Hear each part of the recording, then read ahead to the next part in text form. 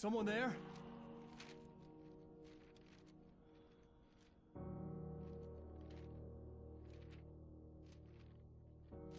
The loose sheets of paper were pages from a manuscript entitled Departure. That was the name I planned to use for the next novel I had never gotten started. I was named the author. I hadn't written it. I couldn't remember writing it. In the scene on the page, the hero was attacked by an axe murderer in the woods at night.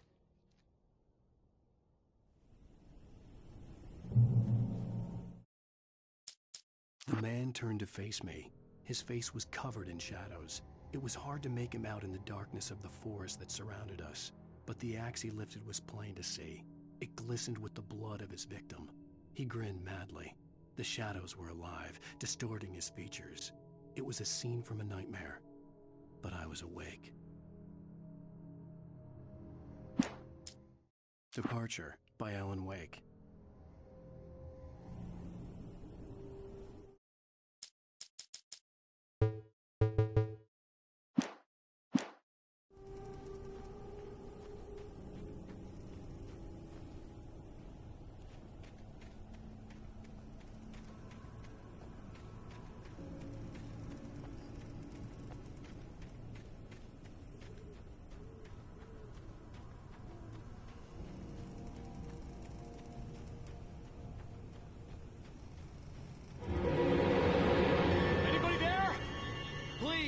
I've been in an accident!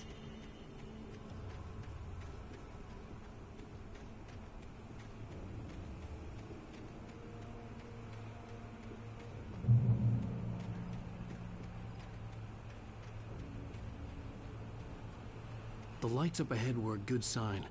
Maybe I wouldn't have to hike all the way down to the gas station to find a phone.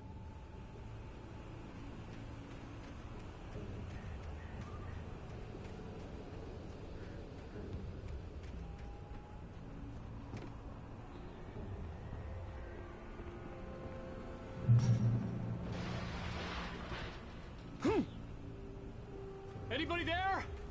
Please, I've been in an accident! Hey! Hey, you! Phil! There's been an accident! I need help! Listen, I need to... Premium cabins for rent in... Oh, hell. Carl Stuckey. Please. To meet you. Non-refundable reservation deposit required. Fair and square. Fair and square.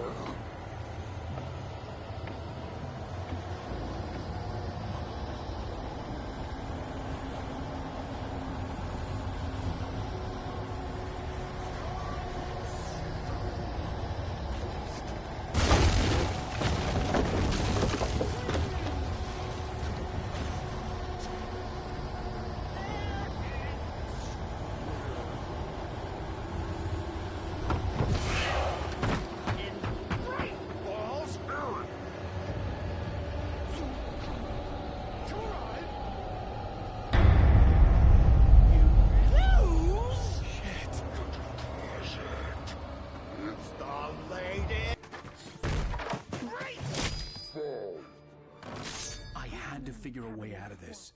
Any second now, and Stuckey would be knocking on the door with his axe like Nicholson in The Shining.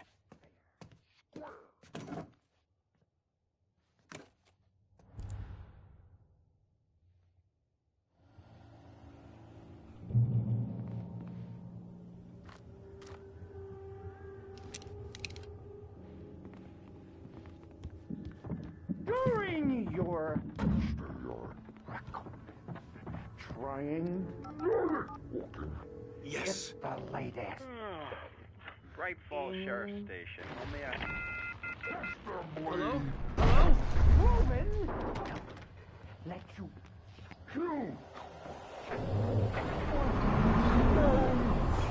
This is bad.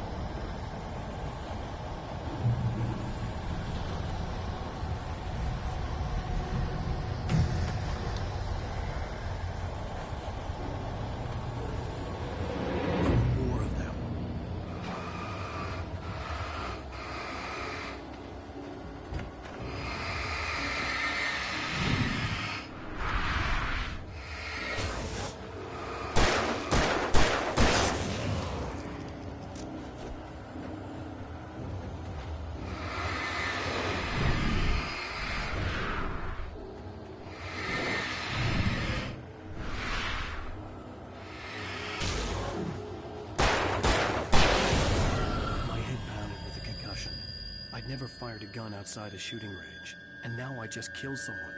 Or something. There were no bodies. They just disappeared. If I was dreaming, it felt real enough to make me sick. Eerie hand-painted graffiti was revealed by my flashlight. Someone had hidden a chest of supplies near it.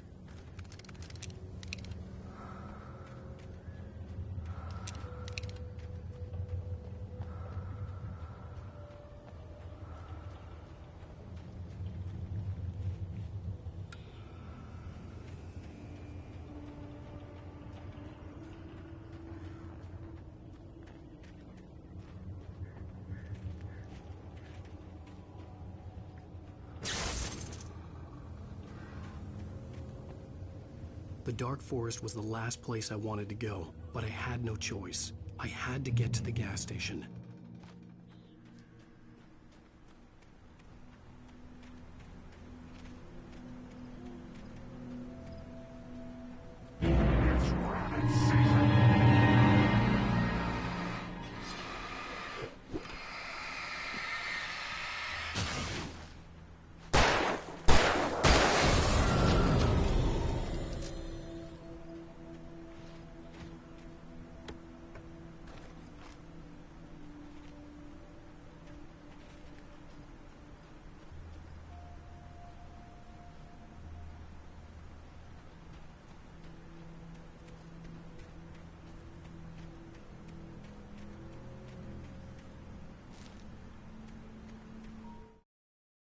Rose knew she had been gushing, but right now, she didn't care. As far as she was concerned, her brief meeting with Alan Wake was literally the high point of her life. She watched as he got in the car with his wife. She was pretty, confident, at ease with Wake. Not like Rose. They were perfect for each other. She'd have given anything to be called their friend.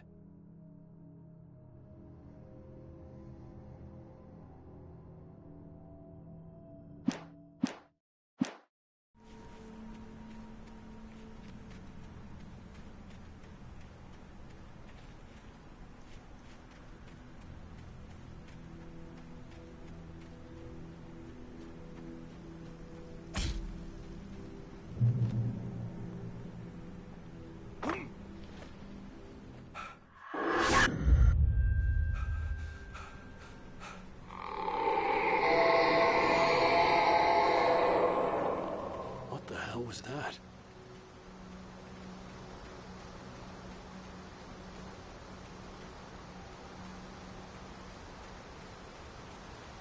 When I saw the river below, something uncoiled itself inside my head. I realized that I'd have to find a way across. I didn't even want to look at the water.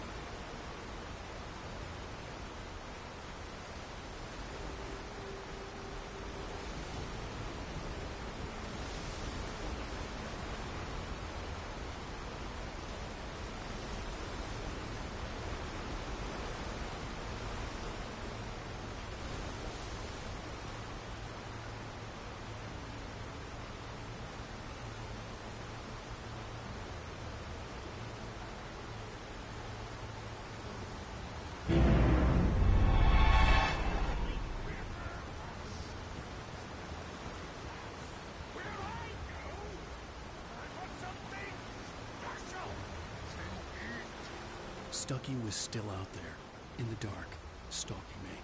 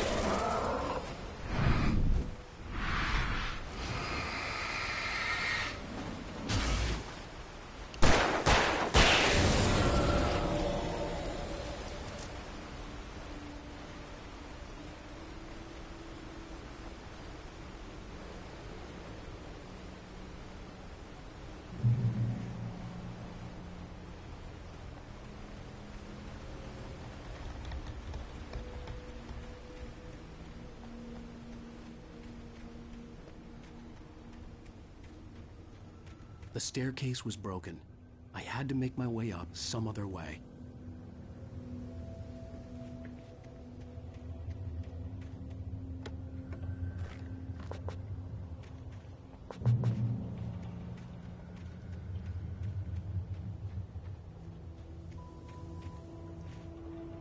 There was no power. There was bound to be a generator somewhere at the logging site.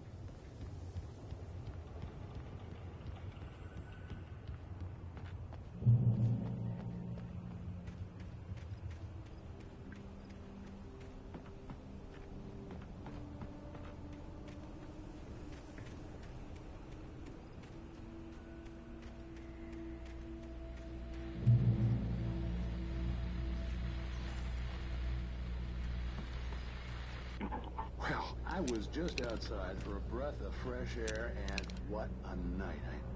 I know most of you are probably in your beds by now, but if you're still up and around, take a moment. Step outside for a spell and breathe in deep. The weather is absolutely still. The sky is crystal clear. It's like the forest is quietly breathing along with you. As you listeners know, I'm a night owl, and it's on nights like this I wish I wasn't cooped up in the studio. Makes an old man like me wish I could just roam wild.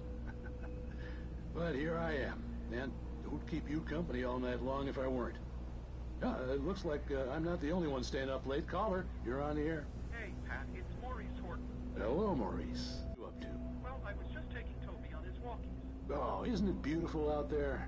Sure, but Pat, the reason I called is that Toby heard something rustling in the undergrowth and took off after it, and I couldn't find it. Probably a rabbit. Sure. Toby loves loves rabbits. Well, sure. Anyway, I figured that, you know, if anyone runs into Toby, they could grab him. My number's on his collar. And Toby's a friendly dog? Toby loves people. Usually he comes back, but we were pretty far from home, and it sounds like he went pretty wild there. Great dog, but just too dumb for his own good. Well, Maurice, it's out there now. Hope Toby comes home soon. Yeah, thanks, Dad. You have a good night now.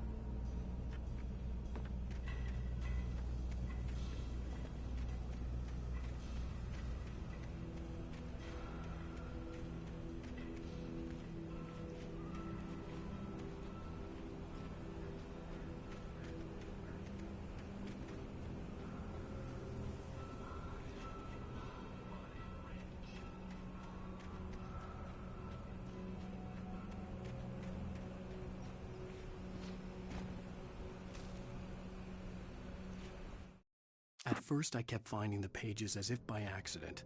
The book I couldn't remember was either a terrible and true prophecy or an act of creation that had rewritten the world. I began to hunt the pages feverishly, for they held the answer to the mystery. With it, I could save myself. With it, I could save Alice.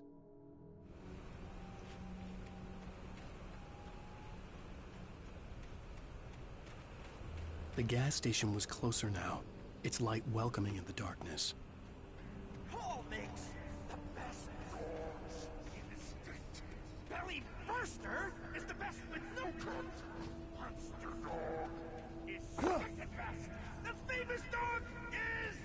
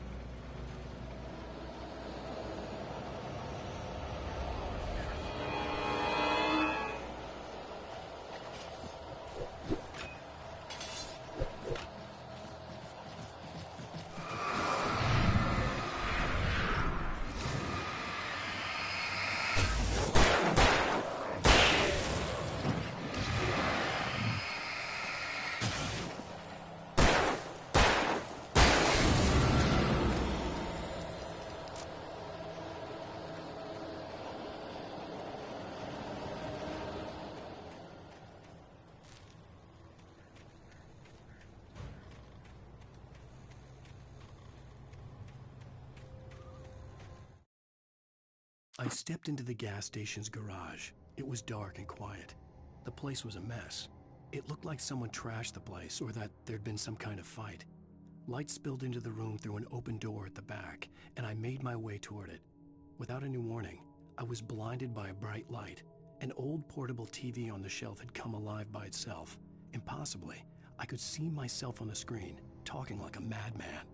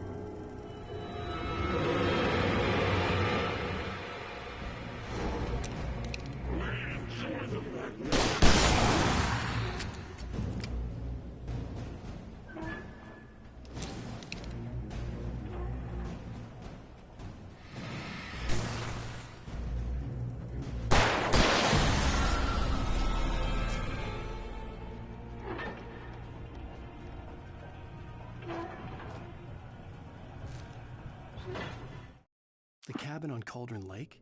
She asked. The sheriff looked at me suspiciously. The early morning light flooded through the office windows. I would probably never have gotten out of the woods alive without her help, but I couldn't tell her the truth of what I'd faced the previous night. She'd think I was lying or crazy. She'd lock me up, and she wouldn't help me find Alice.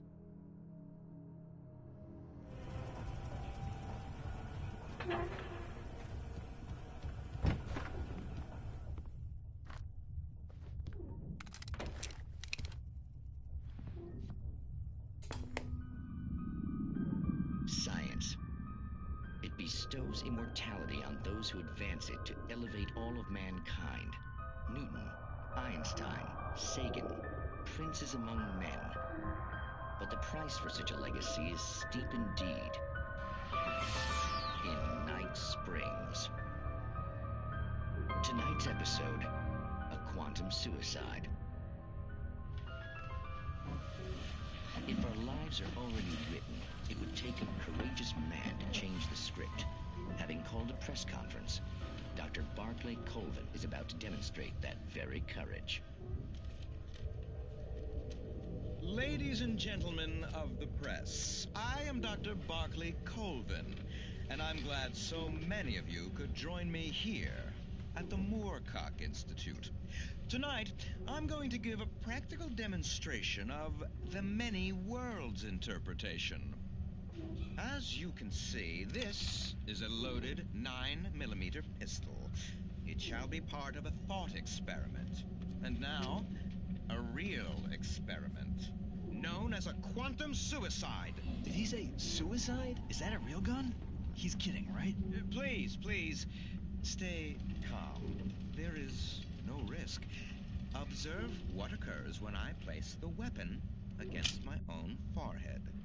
Now, you might think this round is merely a dud. Not so. Observe the flower pop.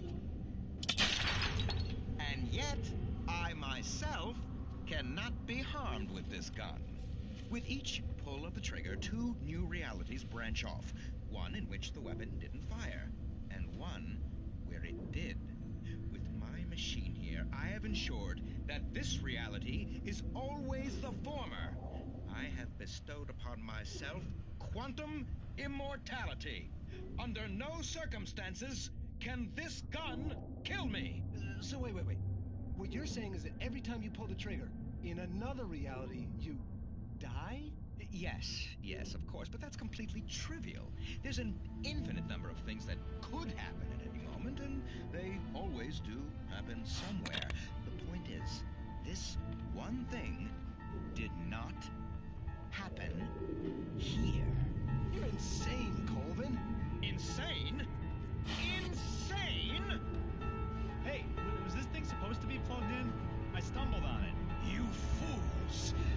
Gaze upon quantum immortality.